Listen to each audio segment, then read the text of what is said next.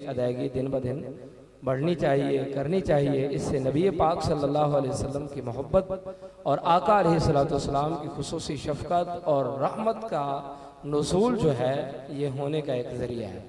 अल्लाह हम सबको सादत नसीब फरमाए। एक बार ज़ौक़ और मोहब्बत से नबी रहमत सल्लल्लाहु अलैहि वसल्लम की ज़ात पर दुरूद पाक पढ़िए। सल्लू अलल हबीब सल्लल्लाहु तआला अला मुहम्मद सल्लल्लाहु अलैहि वसल्लम। मौजू जो मुझे अता फरमाया गया है उसका नाम है रियाकारी। प्यारे और मोहतरम इस्लामी भाइयों, बातनी बीमारियां कई तरह की हैं। जिस तरह जिस्मानी बीमारी के लिए हम इलाज और उसके हवाले से कोशिश करते हैं कि हमें कोई जिस्मानी नुक्स और जिस्मानी कोई बीमारी लाहिक ना हो, अगर हो जाए तो कोशिश करते हैं इलाज वगैरह करवाते हैं। तो इसी तरह हमें बातनी बीमारियों के हवाले से भी इलाज करवाना चाहिए। और इलाज कैसे होगा? कोई भी बीमारी हो, सबसे पहले हमें उसकी शनाख्त होनी चाहिए, पता होना चाहिए कि ये इस तरह की बीमारी है। तो जब तक एक बीमारी का इल्म जो है नहीं होगा, उस वक्त जो है उसके इलाज तक बंदा नहीं पहुंच सकता। तो कई तरह की बातनी बीमारियां हैं, इसमें कोशिश भी करनी चाहिए कि उन बातनी बीमारियों की शनाख्त करें। तो इन सबसे पहले हमें शरई हुकुम मालूम होना चाहिए कि बातनी बीमारियों के इल्म के हवाले से शरीयत मुझसे क्या तकाजा करती है। याद रखें, बाहरी शरीयत के अंदर भी और बिलखुसूस फतावा रज़विया के अंदर भी ये मसला मौजूद है कि बातनी बीमारियों का इल्म हासिल करना ये फ़र्ज़ है। तो फ़र्ज़ उलूम में से एक इल्म बातनी बीमारियों का इल्म हासिल करना भी है। तो लिहाजा हम सबको चाहिए कि हमें बातनी बीमारियों के हवाले से मालूमात हासिल करनी चाहिए। कई तरह की कुतुब के अंदर भी मालूमात मिल जाती है। कई उलमाए अहले सुन्नत ने इस हवाले से बयानात भी किए, उससे भी इस्तिफादा हासिल किया जा सकता है। अल मुख्तसर ये कि हम सबको बातनी बीमारियों के हवाले से ज़रूर रहनुमाई लेनी चाहिए, ताकि कब्र और आखिरत के हवाले से हमारी अच्छे अंदाज में तैयारी हो सके। तो रियाकारी है क्या चीज़? इस हवाले से सबसे पहले इसकी तारीफ समात फरमाइए। रियाकारी हर वो अमल जो रब की रजा के लिए ना हो बल्कि और करे। सबसे पहले कुरान के अंदर इस हवाले से क्या चीज़ें बयान हुई हैं, तो हमें पता होना चाहिए रियाकारी की तीन किस्में। ईमान के अंदर रियाकारी, मुआमलात के अंदर रियाकारी और आमाल के अंदर रियाकारी। फिर आमाल के अंदर रियाकारी, इसकी फिर दो किस्में बन जाती हैं। उसकी अदायगी में रियाकारी का अंदाज जो है वो रियाकारी की रविश में मुब्तला होता है, और उसको उसके अमल के अंदर रियाकारी, यानी मतलब यह है कि उसके पढ़ने में रियाकारी एक अदायगी है, और उसके अंदर अज़कार वगैरह जो समझ किए जाते हैं इबादत के अंदर, उसमें रियाकारी। तो ये मुख्तलिफ किस्म की जो है जो इसके अक़साम बयान की जाती हैं, उसमें हमें मालूमात होनी चाहिए। सबसे पहले यह है कि ईमान के अंदर रियाकारी, इससे क्या मुराद है? इससे मुराद यह है कि ईमान दिल में अल्लाह और उसके रसूल की ज़ात पर ईमान ना हो, और ज़ाहिरी तौर पर, बनावटी तौर पर बंदा इजहार करे कि मैं मुसलमान हूँ, और दिल के अंदर उसके अंदर निफाक वाली कैफियत हो, जिसको यूं आम अल्फाज में भी कहा जा सकता है निफाक एतिकादी और निफाक अमली।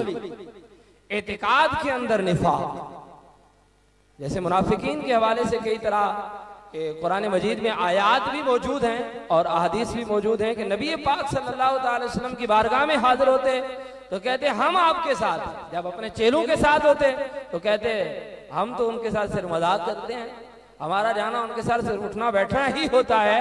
हम तो खालिस आप लोगों के लिए हैं, यानी कुफार के साथ हैं। तो अल मुख्तसर है कि ये भी एक रियाकारी है, लोगों को, ईमान वालों को दिखाना ये कि हम ईमान वाले हैं, और दर हकीकत वो ईमान वाले जैसे आमाल से जो है वो दूर है। तो ये है ईमान के अंदर जो है रियाकारी। इस हवाले से ये कुफर है, और निफाक एतिकादी जो है ये कुफर में शुमार होता है, बंदा काफिर हो जाता है। इसी तरह प्यारे और मोहतरम इस्लामी भाइयों, मुख्तसर ये है कि फिर आमाल के अंदर, क्योंकि हम मुसलमान हैं अल्हम्दुलिल्लाह, हमारे अंदर जो बीमारी पाई जाती है वो अमाल के अंदर रियाकारी पाई जाती है, कि हम जो है अमल के अंदर रियाकारी कर रहे होते हैं। और आमाल के अंदर जो रियाकारी है ये आमाल को बर्बादी का सबब है। जो अमल की एक मिठास है, जो अमल से जो हमें एक फायदा हासिल होना चाहिए, याद रखें कुरान के अंदर फरमाया गया है कि नमाज बेहयाई और बुरे कामों से रोकती है। अब बंदा नमाजी भी है, नमाज भी पढ़ रहा है, लेकिन उसकी जो अंदाज है वो इस्लाम के बाद औकात ऐसे मामलात में वो गिरफ्तार होता है कि इस्लाम से हटकर चल रहा होता है। वो वजह क्या होती है? रियाकारी की रविश होती है। इबादत का एक लुत्फ होता है, उससे एक समझने के बंदे को एक लुत्फ हासिल होता है, मजा आता है। जब बंदा अल्लाह की रजा के लिए अमल कर रहा हो तो उसको मजा आता है कि मैं और इबादत करूं और अल्लाह तबारक व तआला को राजी करने वाले काम करूं। लेकिन वो सिर्फ और सिर्फ फर्ज के हद तक या वाजिबात के हद तक, सुन्नत मुअक्कदा के हद तक जो है अमल कर रहा होता है। नवाफिल में उसका दिल ही नहीं लगता। अगर कर भी रहा होता है तो लोगों को दिखाने के लिए कर रहा होता है, लेकिन उस इबादत की जो मिठास है, लुत्फ है, उसको हासिल नहीं होता। तो ये है उसकी एक निशानी भी कही जा सकती है। तो कई तरह की जो है अहादीस मुबारका रियाकारी की मजम्मत के हवाले से बयान की गई है। नबी मुकर्रम सल्लल्लाहु तआला अलैहि वसल्लम ने इरशाद फरमाया है कि जो बंदा रियाकारी करता है, अल्लाह तबारक व तआला से हटकर जो है उसके रजा वाले काम नहीं करता, बल्कि लोगों को दिखाने के लिए काम करता है, फरमाया गया है जन्नत उसके लिए हराम हो जाती है। तो बंदा गौर करे, हम अमल किस लिए कर रहे हैं, हमारे अमाल हैं किसके लिए? हम इबादत कर रहे हैं, वक्त दे रहे हैं, लेकिन थोड़ी सी रविश हम जो है वो दिखावे की सूरत में ले जाते हैं, जिसकी वजह से हमारे उस अमल से फायदा हासिल नहीं होता। फरमाया जो रियाकारी करता है जन्नत उसके लिए हराम हो जाती है।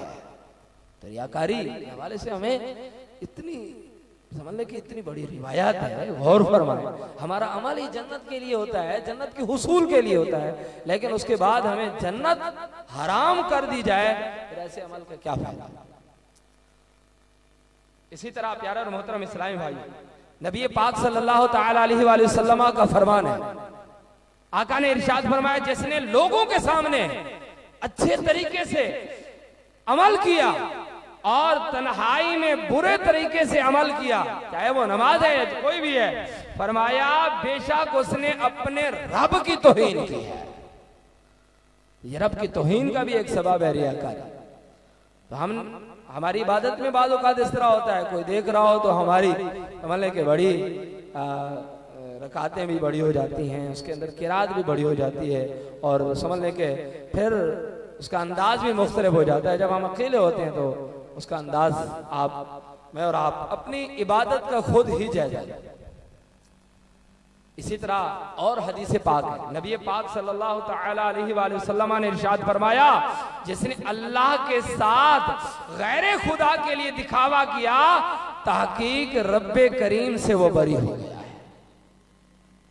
अल्लाह करीम के अलावा हमें रब तबारक व तआला से बरी नहीं होती, अल्लाह की रहमत के अंदर ही रहना है। सारी चीजें हमें अल्लाह की रहमत से मिल रही है, मगर ना हमारे आमाल, हमारी इबादत का अंदाज जो है वो मैं और आप खुद ही अंदाजा लगा। इसी तरह एक और हदीस पाक है, सरकार मदीना सल्लल्लाहु तआला अलैहि वसल्लम ने इरशाद फरमाया जो दिखावे और शोहरत के जगह पर खड़ा हुआ, दिखावे और शोहरत के कयाम के लिए खड़ा हुआ, इसलिए खड़ा है कि मैं दिखावा कर रहा हूं, इसलिए खड़ा है कि मैं शोहरत के हुसूल के लिए कर रहा हूं। तवज्जो फरमाइए, फरमाया कि जब तक बैठ ना जाए अल्लाह पाक की नाराजी में होता है बंदा। तो जब तक बंदा बैठ ना जाए वो अल्लाह पाक की नाराजी में शामिल है। तो हमें अल्लाह पाक को नाराज नहीं करना, हमें अल्लाह पाक की रजा वाले ही काम करने हैं। प्यारे और मोहतरम इस्लामी भाइयों, अब हमें कैसे बाज़-औक़ात हम इबादत कर रहे होते, हमें पता नहीं होता कि क्या ये रियाकारी की नजर में है या इखलास की नजर में है। हजरत अली रज़ी अल्लाह तआला अन्हु से रिवायत है, रियाकारी की समझने के अलामात बयान फरमाते हैं। क्या फरमाते हैं? फरमाते हैं कि अगर तन्हाई में सुस्ती हो, लोगों के सामने जोश हो, तो समझ ले कि ये रियाकारी है। इसी तरह फरमाया तारीफ की जाए तो अमल के अंदर इजाफा हो जाए, अमर ज्यादा से ज्यादा करने की कोशिश होती है। और तीसरी अलामत बयान फरमाई है कि मुजम्मत की जाए तो अमल के अंदर कमी हो जाए। अब इन अलामात के जरिए मैं और आप अपने अमाल का जायजा लें। क्या हमारे अमाल इस तरह के होते हैं कि अगर तन्हाई में हो तो सुस्ती हो, और अगर लोगों के सामने हो तो जोश हो,